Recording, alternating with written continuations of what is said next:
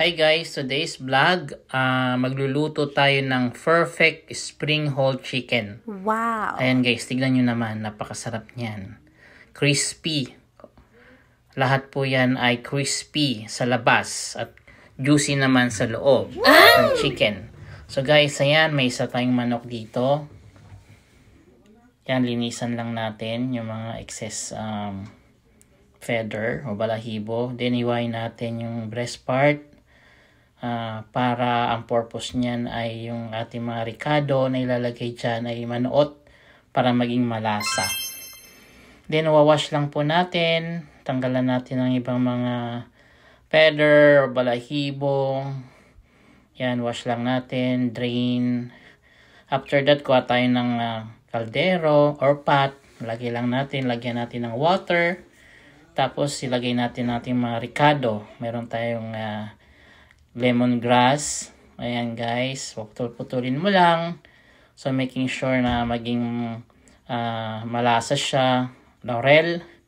Lagyan din natin ng bawang.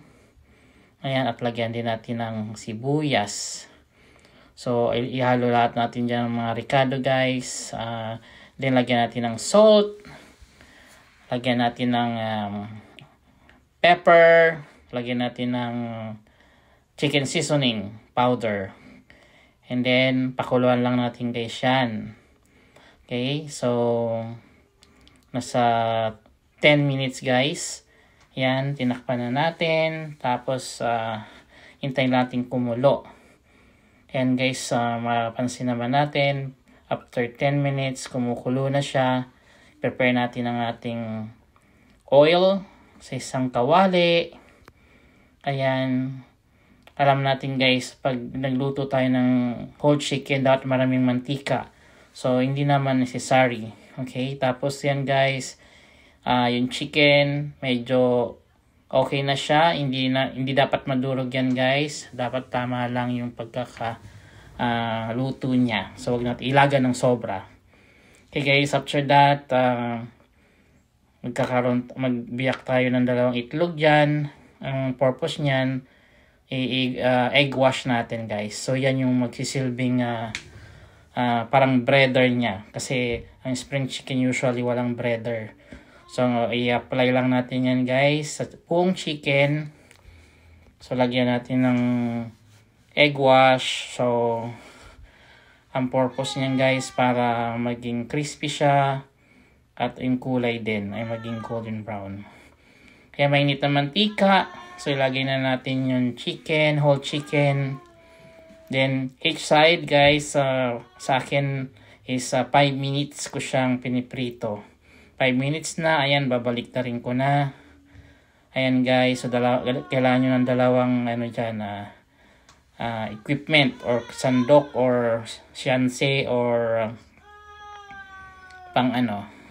basta babaliktad yung dalawa. Ayan. Tapos habang binabaliktad mo guys, ayan, mantika. Kailangan nating yung mga corner dyan na para maging golden, maluto lahat yan at maging golden brown. So ayan guys, makikita na natin. Medyo okay na yung kulay. Tapos ayan, baliktarin na natin ulit. So sa side naman, so kailangan nating ipa-crispy rin yung side ng ating spring chicken. So, pwede nating hawakan, ay hold, using yung tong. And then, or pwede naman nating kalangan yan. Okay? Para hindi naman, nasa 2 minutes to 3 minutes guys. So, yan, pansin nyo, talagang sa gilid niya, no? May mantika natin, hindi sobrang dami kasi pag gagastos naman tayo ng sobra sa mantika ay yung mantika ay mahal. So ayan, yung sides naman ng ating pinapalutong dyan mga ka-idol. Ayan, buhusan lang natin ng mga mantika sa mga gilid-gilid. After that, yung kabilang side na naman. So ayan, pwede nating kalangan guys ng sandok or tong para hindi naman tayo mapagod kakahawak. So, okay na yung back, front. Ngayon, side na naman ang ating piniprito. Ayan, hindi na sa high guys, yan na nasa medium heat lang ating stove.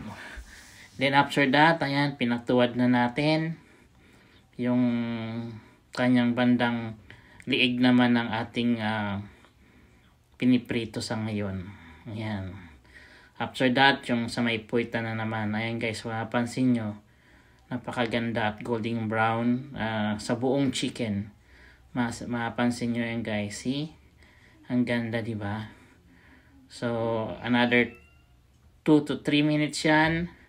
Yung kanyang puwitan guys. Then after that, yan, yung side naman, kung makita natin mayroon pang mga hindi golden brown. Ayan guys, luto na. So luto na siya. So ilalagay na natin guys sa ating serving plate.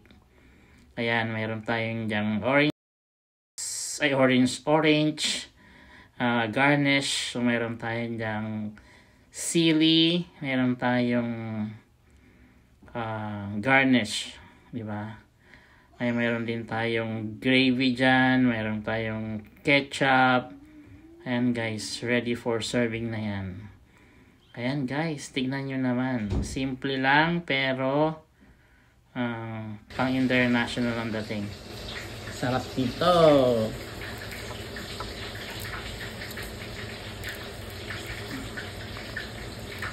Yan o.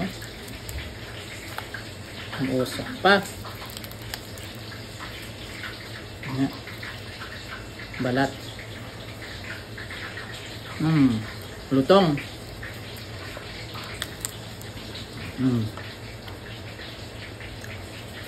Ang usok pa. Ha?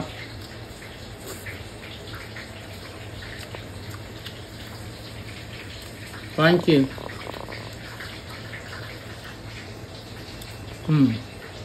Guys, thank you for watching.